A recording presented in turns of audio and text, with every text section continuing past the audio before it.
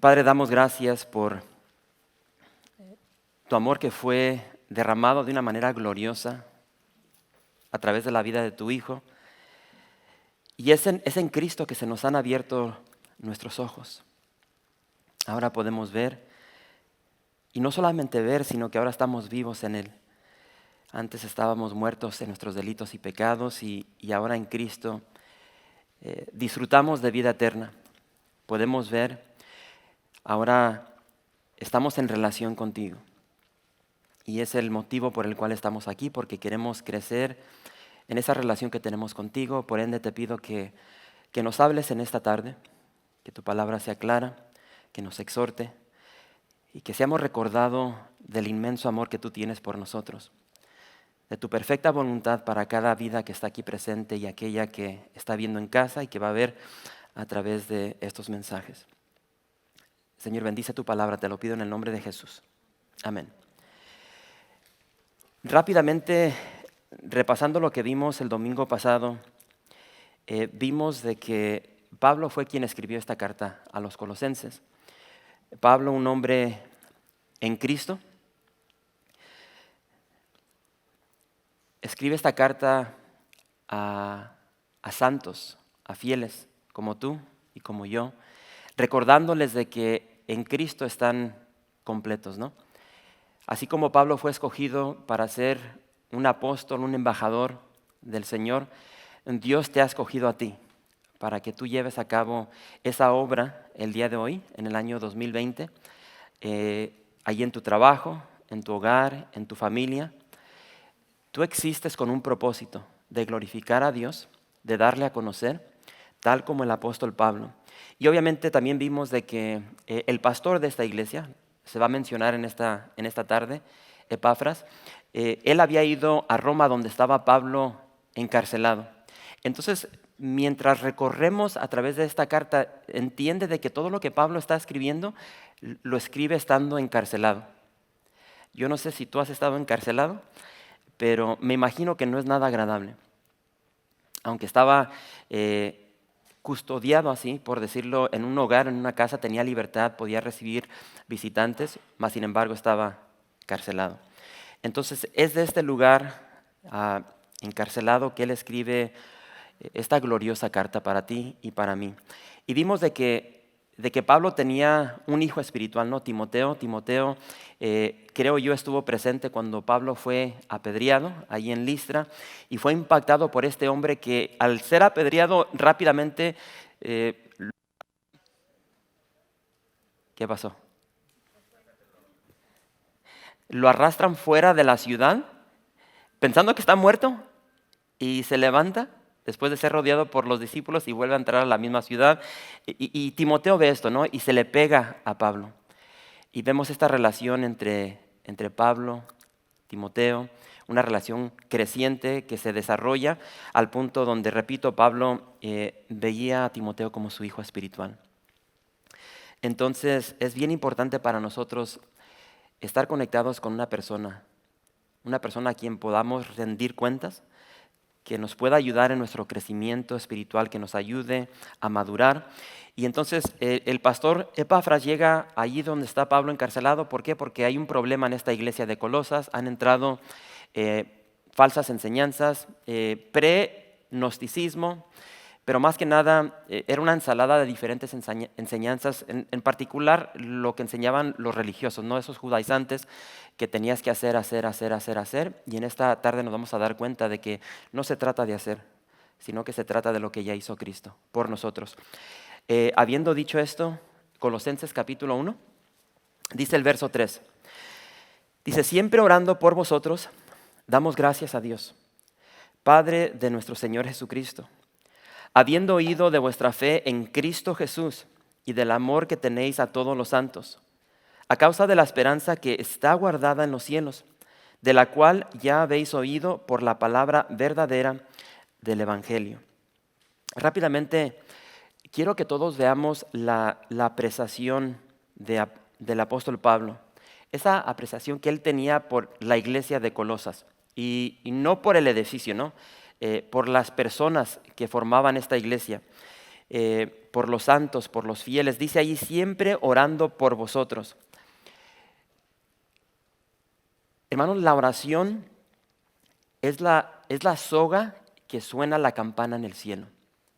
Yo no sé cuántos de ustedes cuando vivían en México, porque yo nunca he visto esto aquí en Oxnard, ¿no?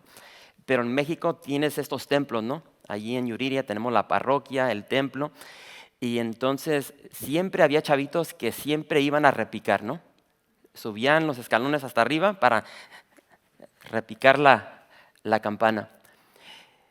Esta tarde no estoy aquí para condenarte.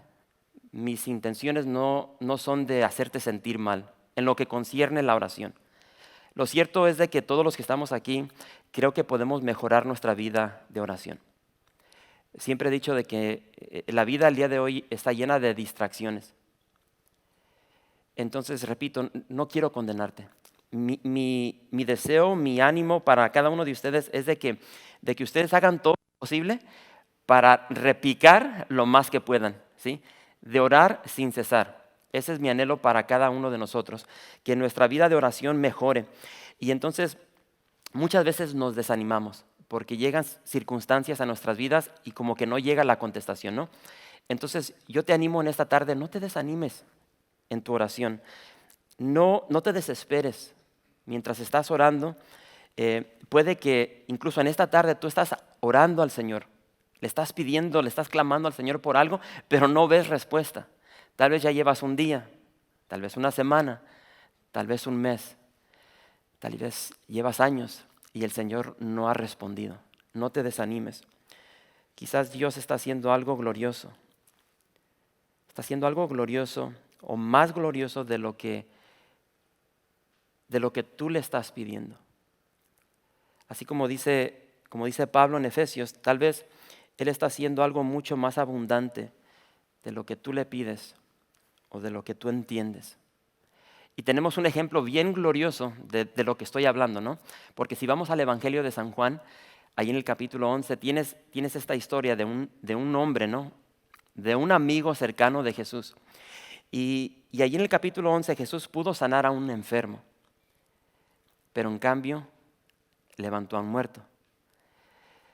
Entonces Dios tiene unos propósitos distintos a los nuestros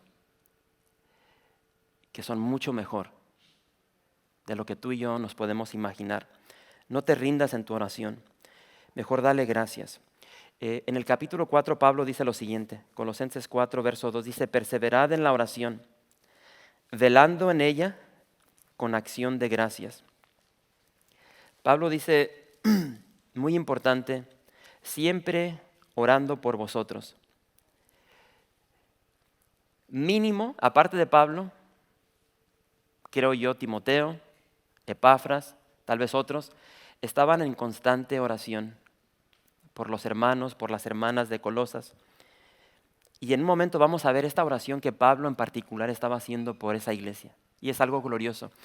Y es una oración que creo nosotros podemos aplicar a nuestra vida personal y orar no solamente por nosotros, pero por aquellos cercanos a nosotros, nuestro cónyuge, nuestros hijos, por nuestros hermanos aquí en la iglesia. Pero vemos aquí rápidamente de que Pablo da gracias a Dios. Dice, Padre de nuestro Señor Jesucristo. Y la pregunta es, ¿por qué da gracias? Y me encanta porque aquí la palabra de Dios nos está detalladamente aclarando el por qué. Dice, porque había escuchado Pablo del pastor de la iglesia de Colosas, de Epafras, sobre la fe que tenían en Cristo Jesús. También dice que Pablo daba gracias a Dios por el amor que ellos tenían los unos por los otros. Y quiero que marques ahí la palabra todos, ¿sí? Dice, siempre orando por vosotros, damos gracias a Dios, Padre de nuestro Señor Jesucristo, habiendo oído de vuestra fe en Cristo Jesús, y del amor que tenéis a todos los santos. A todos los santos. Yo trato de hablar la verdad, ¿no? Yo no estoy aquí para agradar a nadie. Y la verdad es que dentro de la iglesia hay problemas. Y a través de los años me he dado cuenta de que a veces hay malentendidos, Pero llegamos a la iglesia y a veces como que le sacamos vueltas a ciertos hermanos por X motivo, ¿no? Es que dijeron algo de mí. ¿Sí? Esta semana un hermano me dijo, no, pues, he llegado a la iglesia y hay hermanos que ni me pelan, no me saludan, me dan la vuelta. Y son cositas como esas que marcan nuestro corazón y con el tiempo nos hacemos indiferentes, ¿no? Nos afecta. Y entonces hay chismes, hay rumores, hay controversia, hay divisiones. Esto lo vas a ver en todas las iglesias. Si encuentras una iglesia donde no se encuentra esto, el momento que pises ahí va a comenzar. Pero se encuentra en toda iglesia. Y me encanta aquí porque Pablo es bien claro. Él dice de que tiene que existir, se tiene que manifestar el amor para todos los hermanos. No solamente los que te caen bien. Primera de Juan capítulo 4. Quiero que vayas ahí conmigo. Primera de Juan capítulo 4. Verso 10. Primera de Juan, pero no pierdas tu lugar ahí de Colosenses.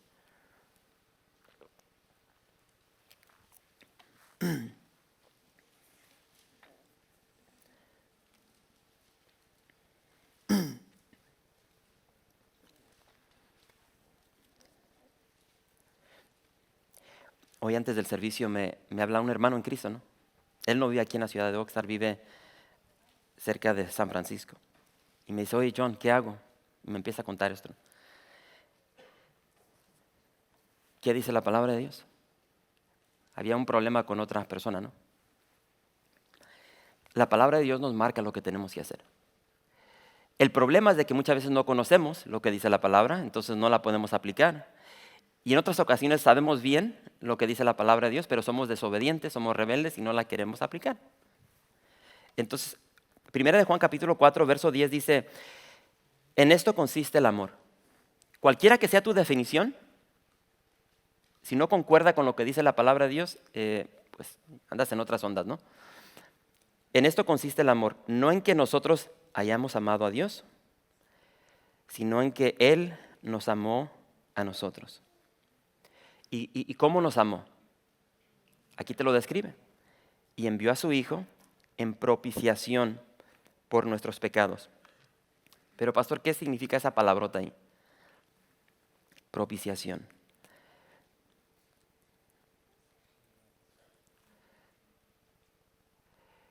Tú tienes que entender de que eres un pecador.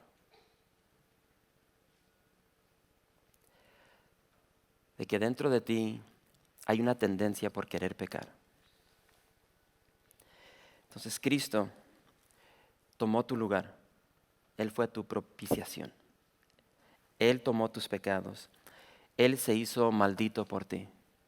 Él es tu Pascua. Jesús fue entregado por tus transgresiones. Todo lo que le sucedió a Jesús te tenía que suceder a ti y a mí. Pero en amor Jesús dijo, no, yo voy a tomar tu lugar. Yo voy a tomar tu sufrimiento. Yo voy a ser separado del Padre para que tú no lo tengas que vivir.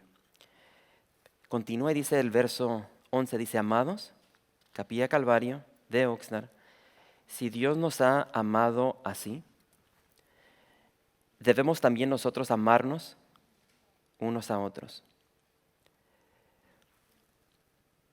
Es lo que Dios espera de ti y de mí. Entonces Pablo daba gracias a Dios por la evidencia, por el fruto que demostraban los hermanos de la iglesia de Colosas. Y vemos de que la verdad del evangelio estaba produciendo, estaba marcando las vidas de estos hermanos, estaba produciendo fruto en sus vidas. Yo no sé si tú conoces a personas que dicen ser cristianas y llevan años en el evangelio, pero, no se ve absolutamente nada de fruto en sus vidas. ¿Sí? Aquí Pablo dice, yo doy gracias a Dios porque sus vidas demuestran fruto, demuestran cambios evidentes, y aquí se nos mencionan tres. El primero, Pablo dice que los colosenses tenían fe. Ellos tenían fe, una fe arraigada en la persona de Jesús. Entonces tú regresas a tu pasado, ¿no? Todos tenemos un pasado. no tenían fe en, como vimos el viernes, en un pedazo de madera, en un pedazo de piedra, en tarjetitas que antes poníamos en nuestros carros o en las puertas de nuestra casa, en velas. Ellos tenían, y esto es bien claro porque esto lo vas a encontrar a través de toda la palabra de Dios. El que no quiere ver esto no lo quiere ver por, no sé. Pero ellos tenían su fe arraigada en Cristo. Hebreos 11, verso 6 dice, sin fe es imposible agradar a Dios, porque es necesario que el que se acerca a Dios crea que le hay y que es galardonador de los que le buscan. Estos hermanos en Cristo tenían puesta su fe en Cristo Jesús, pero también tenían amor. Hermanos, la fe en Cristo es el comienzo del amor. ¿Entiende esto? Sí, porque tú regresas a tu vida pasada, a tu vida antes de Cristo, y tú amabas a tu manera. Tú amabas como a ti se te antojaba, como tú querías. Muchos tenían relaciones sexuales fuera del matrimonio. Esa era una expresión de amor y estaba bien contigo. Y para muchos hombres, el tener varias relaciones de este tipo con diversas mujeres era una expresión de amor y de muchas otras cosas, ¿no? Pero eso era la normalidad para nosotros. Cuando llegamos a Dios, cuando llegamos a Cristo, la palabra de Dios empieza a marcar nuestra vida y nos abre los ojos para poder ver la realidad de lo que es el verdadero amor. Entonces, la fe en Cristo Jesús es el comienzo del amor, pero también es el comienzo de un amor genuino por Dios. Porque ya entendemos lo que Dios ha hecho por nosotros. Tú pregúntale a muchas personas de diversas religiones, oye, ¿por qué haces eso? ¿Por qué celebras esto? Y muchos no entienden el porqué de su fe. Lo vuelvo a repetir, la fe en Cristo Jesús es el comienzo del amor por Dios y por los santos, por los hermanos.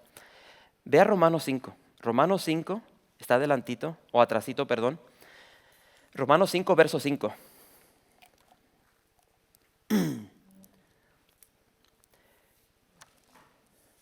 Déjame saber cuando estés ahí.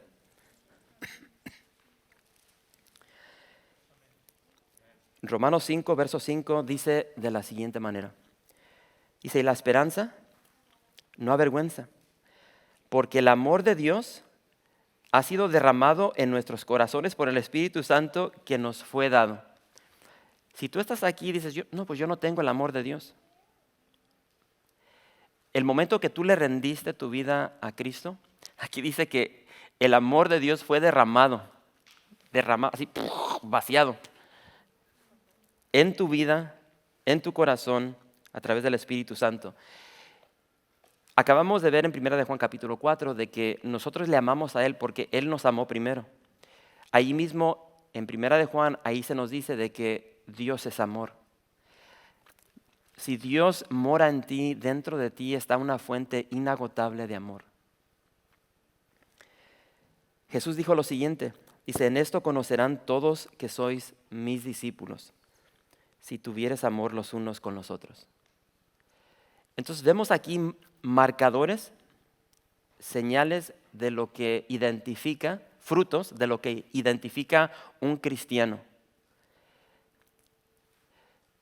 Y muchas personas van a decir, yo soy esto, pero su vida demuestra lo opuesto, ¿no?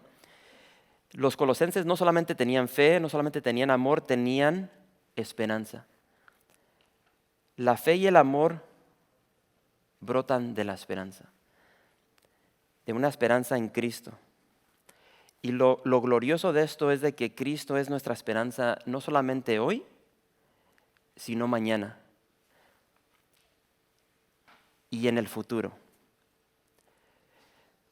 Colosenses 1:27, ahí dice, Cristo en vosotros.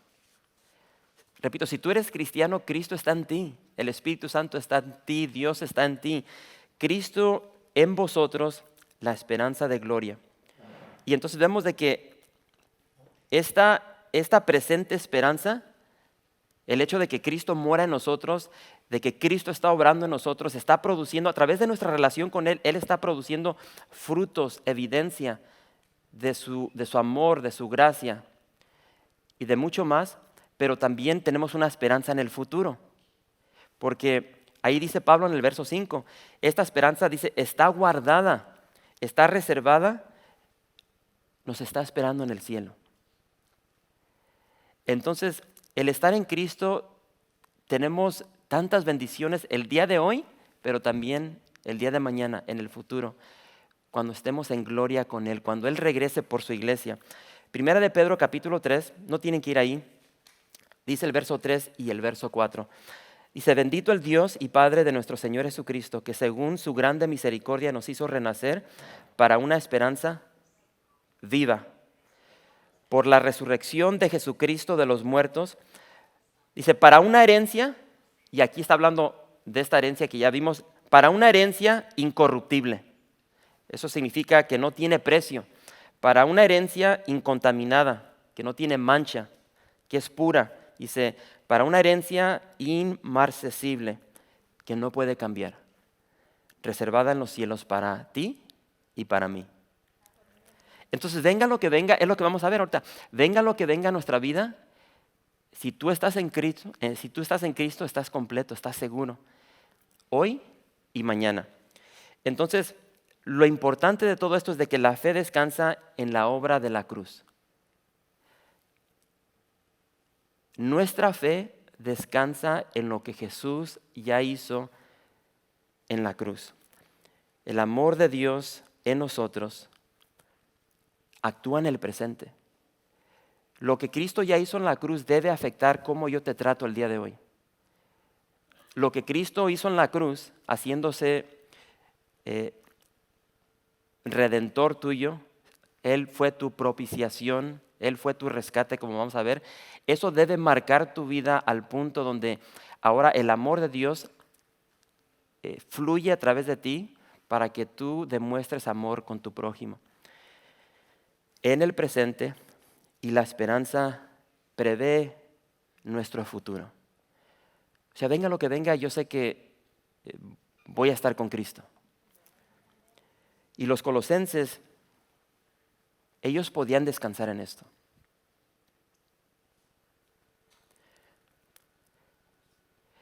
Les mencioné, creo que hace un mes, para mí fue de gran bendición poder platicar con nuestro hermano Marco Antonio, que creo que, no sé si ya terminó sus 30 sesiones de radiación, pero poder ver su actitud concerniente a esta cirugía que tuvo, que literalmente marcó su cuerpo, y tener una actitud positiva, de confianza, de fe, de que a través de toda esta experiencia, o sea, Dios estaba obrando. Y al saber de que al ver pasado por esto, ahora seguía radiación por un mes. Y hablas con hermanos aquí en la iglesia que han pasado por circunstancias difíciles, la muerte de un ser querido. Y por más difícil que es la situación, sí hay duelo, pero ellos se aferran al Señor y siguen. Y eso es de gran motivación para la iglesia. Cuando tú vives esto, cuando ves personas, tengo como un mes hablando con un hermano que está pasando una tremenda situación en su matrimonio, y él sigue luchando, ¿sí? Hace poco me dice, híjole, ora por mí porque siento que ya no puedo amar a mi esposa. Pero en obediencia a lo que Dios dice, se esfuerza a obedecer a aquel que lo amó. Y entonces, hermanos, esto es tan precioso, tan hermoso para nosotros, porque, bueno, lo fue para ellos. ¿Por qué? Porque después de que reciben esta carta, hubo un tremendo temblor allí en la ciudad de Colosas, que devastó toda la ciudad, acabó con la ciudad. Y la única opción para ellos es de que ellos tenían que levantar lo que quedó, sus pertenencias, e irse.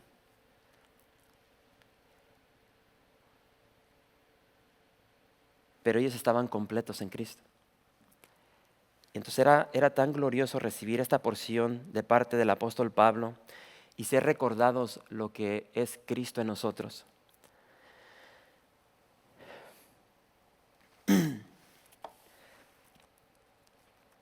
¿Por qué no leemos todos esto? El Evangelio de San Juan, capítulo 14. San Juan, capítulo 14, verso 1.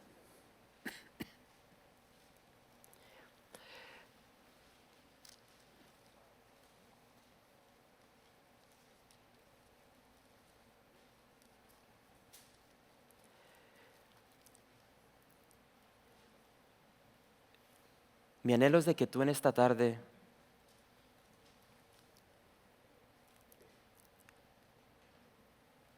tal vez lo has olvidado, ¿no? Quiero recordarte de que Cristo está contigo. Cualquiera que sea tu circunstancia, Cristo no te ha dejado. Por más difícil que sea tu situación, tu dolor, tu desesperación, tu angustia, Jesús está contigo. Y aquí en Juan capítulo 14 dice el verso 1, no se turbe tu corazón. ¿Crees en Dios? Cree también en mí. En la casa de mi Padre muchas moradas hay. Si así no fuera, yo te lo hubiera dicho. Voy pues a preparar lugar para ti. Y si me fuere y os prepararé el lugar, vendré otra vez y te tomaré a ti, para que donde yo estoy, tú también estés. Y Jesús dice, he aquí, yo estoy contigo hasta el fin del mundo. Venga lo que venga, pandemia, escasez, muerte, Cristo dice, yo estoy contigo. Nunca olvides eso. Esta verdad, repito, tiene que ser de aliento para nosotros. Los colosenses tenían que pararse firmes en Cristo. La palabra, dice ahí Pablo, la palabra verdadera del Evangelio. Ellos tenían que pararse firme en lo que ellos ya habían oído. ¿Por qué? Porque esta es la situación que suele suceder en nosotros. Llegan circunstancias y se nos olvida esa palabra que ya ha sido plantada en nuestro corazón. Y nos dejamos llevar por las emociones, por lo que sentimos, por lo que la gente está susurrando en nuestros oídos. En vez de ir a Dios, en vez de ir con un hermano maduro, dejamos que nos den consejos personas chismosas, la comadre, los compañeros de trabajo que dicen, o sea, te dicen lo peor, ¿no? Tenemos que recordar lo que ya hemos oído en el pasado en lo que concierne la palabra de Dios.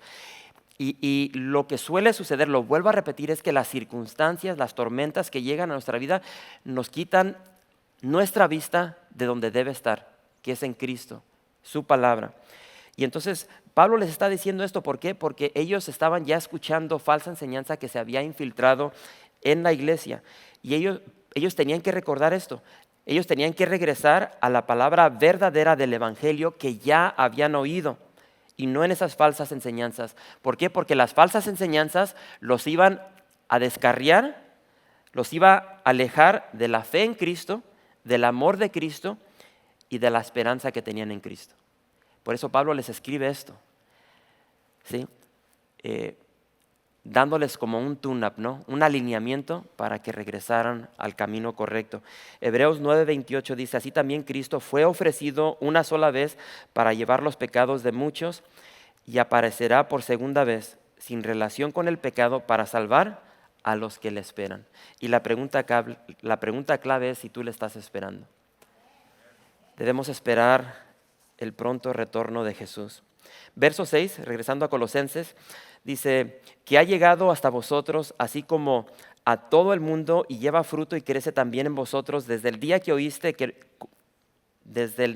oíste y conociste la gracia de Dios en verdad, como lo habéis aprendido de Epafras, nuestro consiervo amado, que es un fiel ministro de Cristo para vosotros, quien también nos ha declarado vuestro amor en el Espíritu.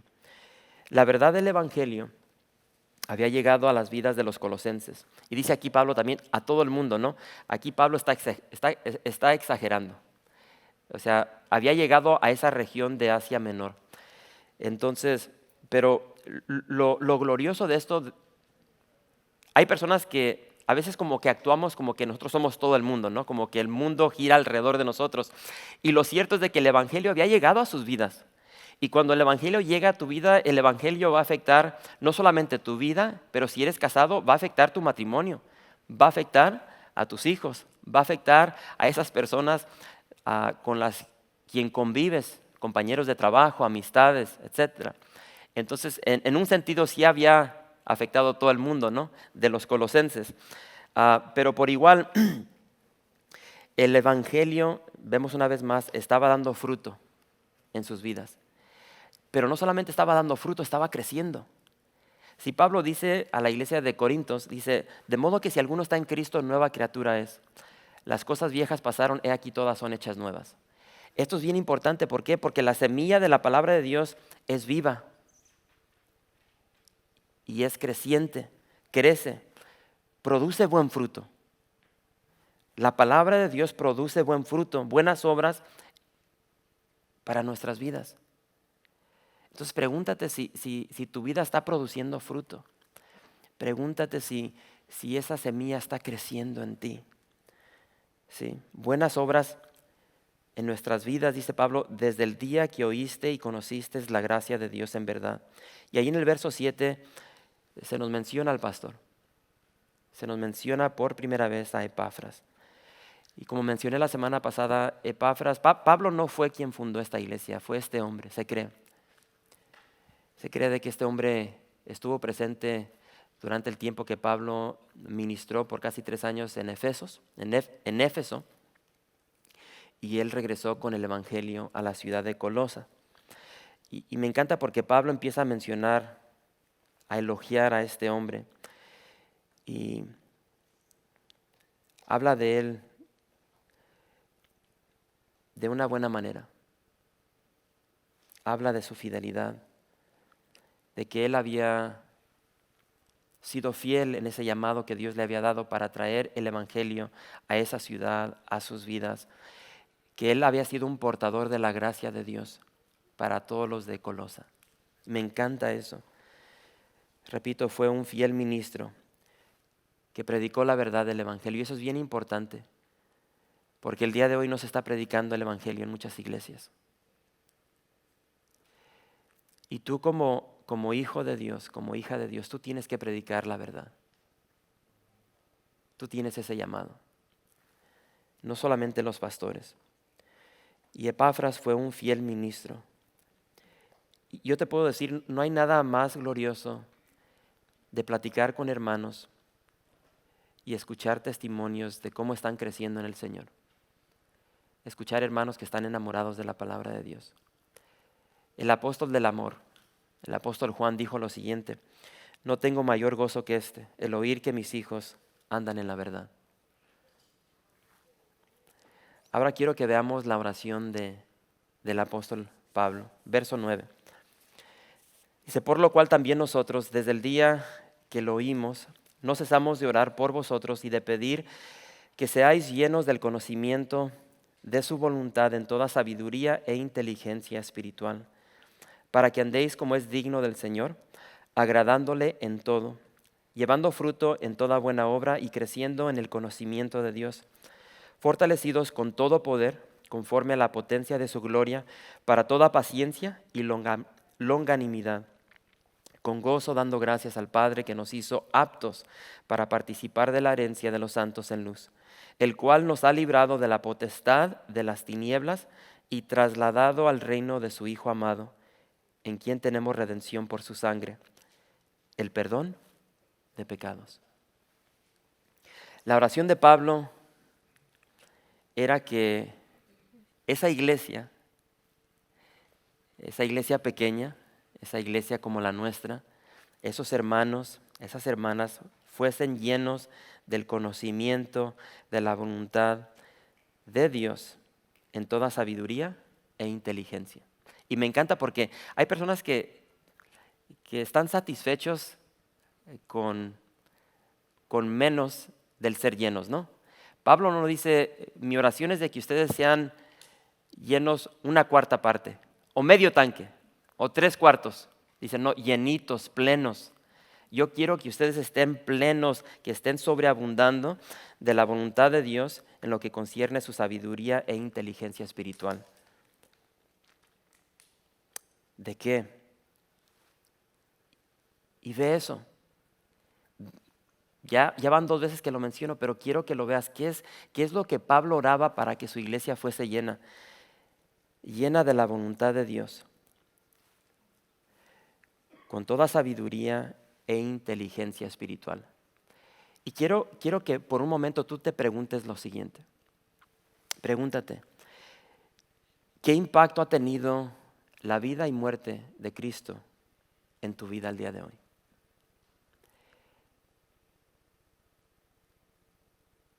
¿Qué impacto ha tenido la vida, la muerte de Cristo Jesús sobre tu vida?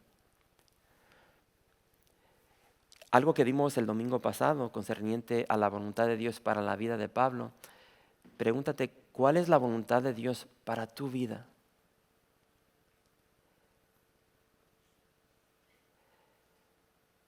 Dios tiene algo planificado para tu vida. ¿Qué es la voluntad de Dios para la vida de tus hijos? Cuantos hijos tú tengas, Dios tiene un plan para cada una de sus vidas. Y Dios te ha dado el privilegio de ser parte de lo que Dios está forjando en la vida de ellos. Y entiende de que estamos en una lucha espiritual y tenemos un enemigo, tenemos un mundo, tenemos nuestra carne que está combatiendo con lo que Dios ha establecido en lo que concierne sus propósitos para tu vida y para la vida de tus hijos, para la vida de tu cónyuge, tu esposa, tu esposo. ¿Tú conoces el camino que Dios ha descombrado para ti?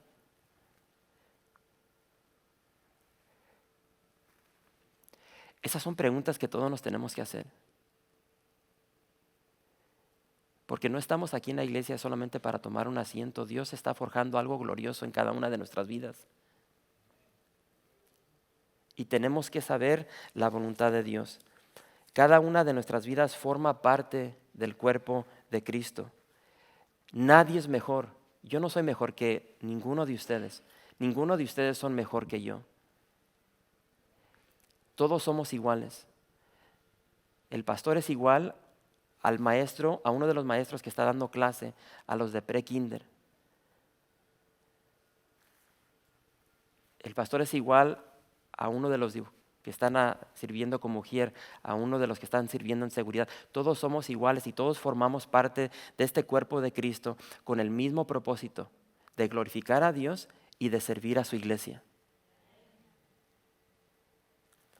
Nadie es mejor, nadie es más importante, todos somos necesarios. Ahora pregúntate, ¿por qué es importante conocer la voluntad de Dios en tu vida?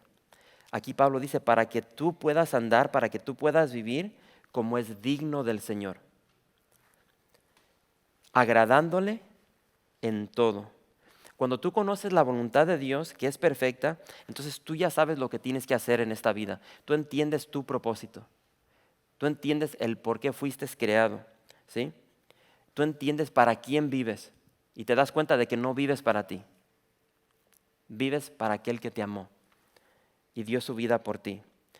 Y entonces la verdad de Dios debe influenciar nuestra forma de vivir, nuestra conducta. La verdad de la palabra de Dios debe encaminarnos a vivir una vida digna delante del Señor. Nuestro vivir debe tener el mismo peso que nuestro decir. En otras palabras, no queremos ser lo que Pablo describe ahí en Tito, donde dice, muchos confiesan conocer a Dios, pero con sus hechos lo niegan. Sí, hay muchos cristianos, pero con sus hechos lo niegan.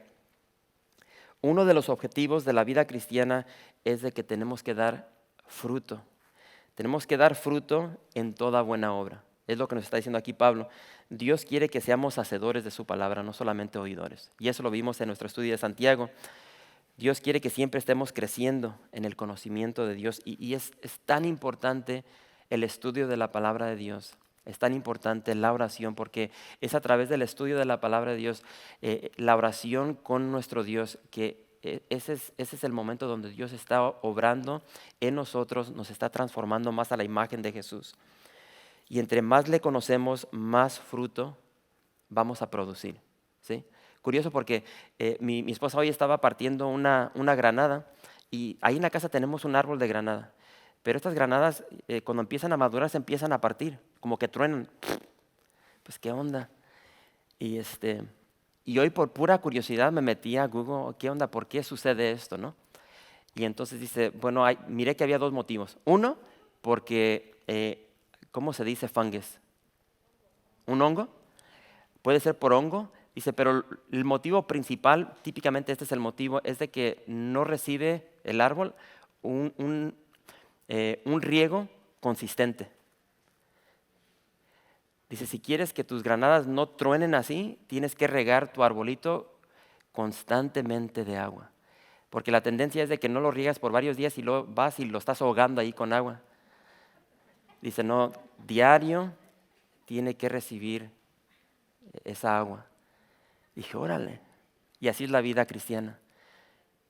Sí, diario tenemos que estar en la palabra de Dios. Lamentablemente hay muchos cristianos que llegan el domingo y se van y no abren la Biblia hasta que regresan el próximo domingo. Por eso estamos tronando.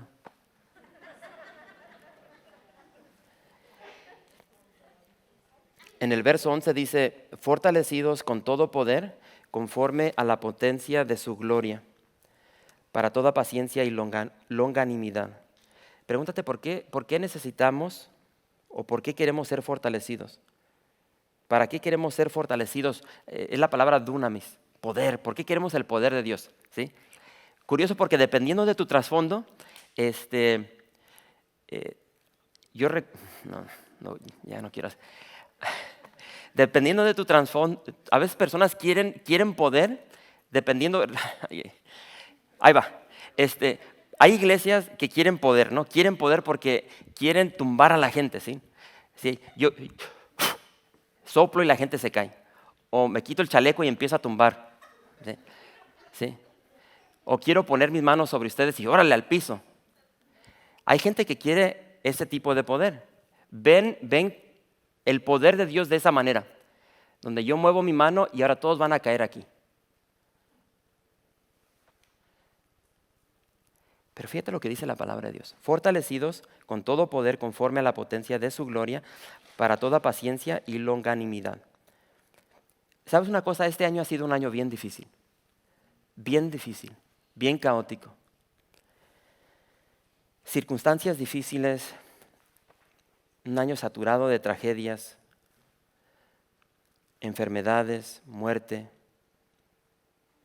tormentas financieras, estrés, temor.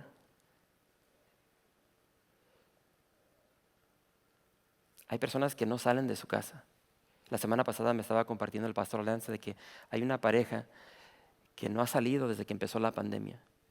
Y cuando ellos reciben correo, esto es de algo diario, se visten con un ropaje, se ponen guantes, máscara, todo, y van y agarran el correo y lo tienen que desinfectar y sprayan. Es un proceso que les tarda como 2 horas. Y hay muchas personas que están viviendo en temor, porque no hay una confianza en Cristo.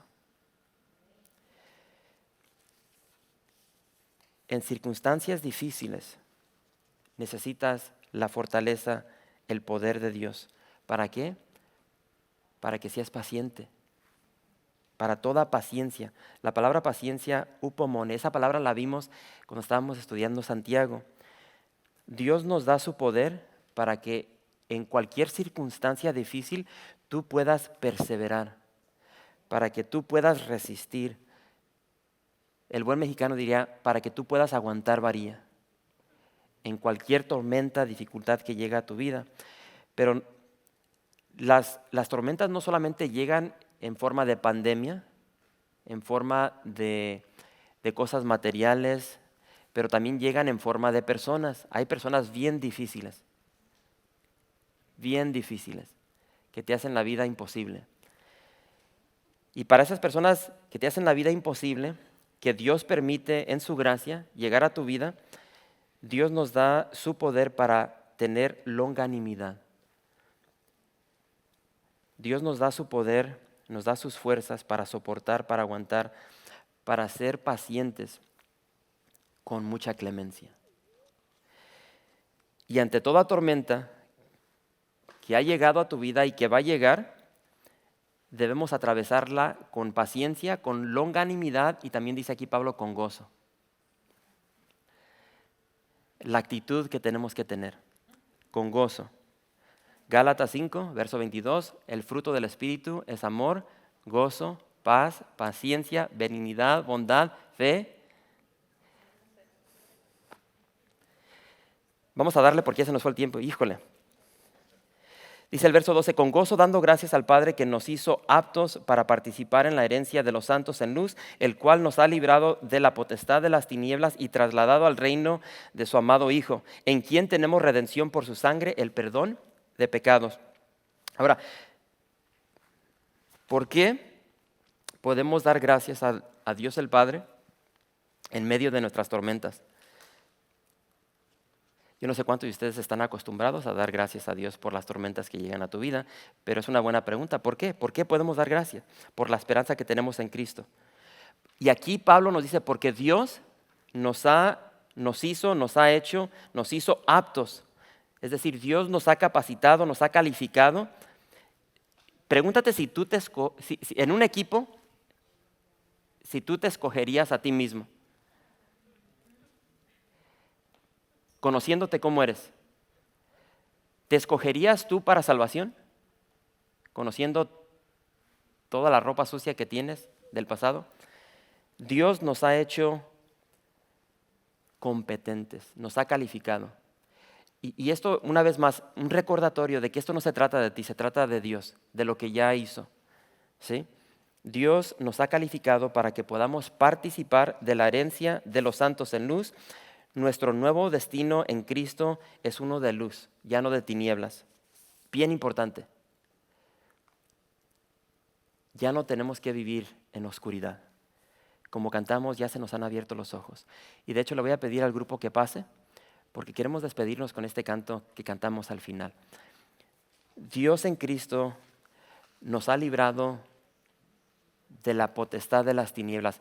Este es el motivo por el cual tú y yo nos podemos alegrar, gozar ante cualquier circunstancia que llegue a nuestra vida. Porque Cristo nos ha librado de la potestad de las tinieblas.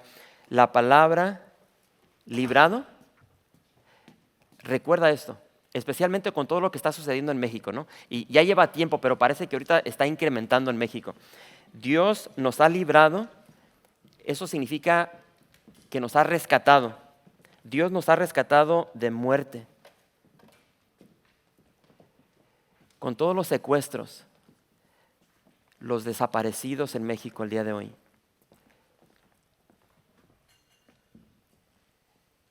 A Dios le plació